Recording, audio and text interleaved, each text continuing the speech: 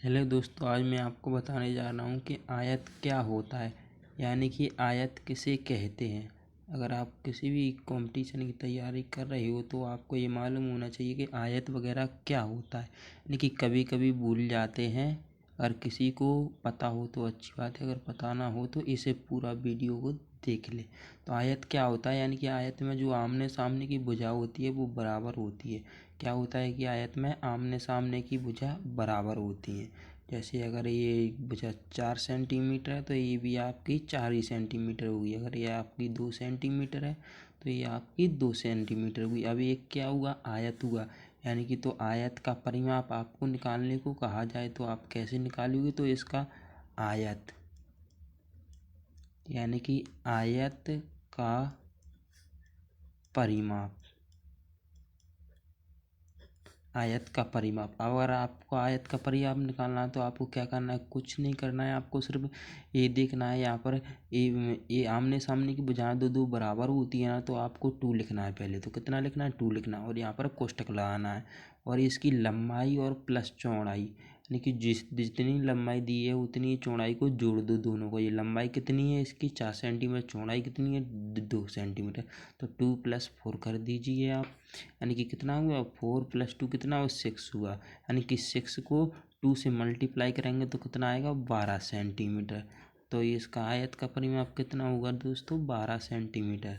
आप देखते हैं, ये तो हुआ आयत का परिमाप। अगर आपको वर्ग का कहा जाए तो वर्ग का कैसे निकालेंगे, तो आप देखिए वर्ग कैसा होता है। यानी कि वर्ग, यानी कि चारों भुजाएं कैसी रहती हैं, बराबर रहती हैं एकदम। थोड़ा टेढ़ा हो रहा है तो वो उसे आप एडजस्ट कर लेंगे। यानी कि वर्ग, यानी कि चारों भुजाएं कैसी रहती है, बराबर रहती है। अगर ये भुजा अगर 2 सेंटीमीटर है तो ये भी 2 रहेगी, ये भी 2 रहेगी, और ये भी 2 रहेगी। तो इसका आपको परिमाप निकालने को कहा जाए तो आप कैसे निकालेंगे, देखिए वर्ग का परिमाप, वर्ग का परिमाप कैसे निकालेंगे। यानी कि वर्ग में कितनी भुजाएं रहती, 4। यानी कि जब किसी की एक भुजा 2 सेंटीमीटर है तो 4 कितने की हुई, आप हाल निकाल सकते हैं। यानी कि जैसे समझ लीजिए, अगर साबुन की बट्टी एक 10 रुपये की है तो 4 कितने की आएंगी, 40 रुपये की।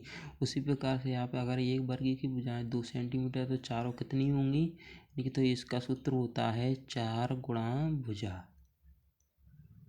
ठीक है। यानी कि 4 है तो 4 लिखिए, इंटू करना है किसका, भुजा का। यानी कि एक भुजा कितनी सेंटीमीटर की है, 2 सेंटीमीटर की है, तो 2 लिखना है। तो 4 दूना कितना होगा, 8। तो इसका वर्ग का परिमाप कितना होगा, 8 सेंटीमीटर। अब होता है क्या, त्रिभुज। तो आप त्रिभुज को कैसे निकालेंगे, त्रिभुज का रहता है ए।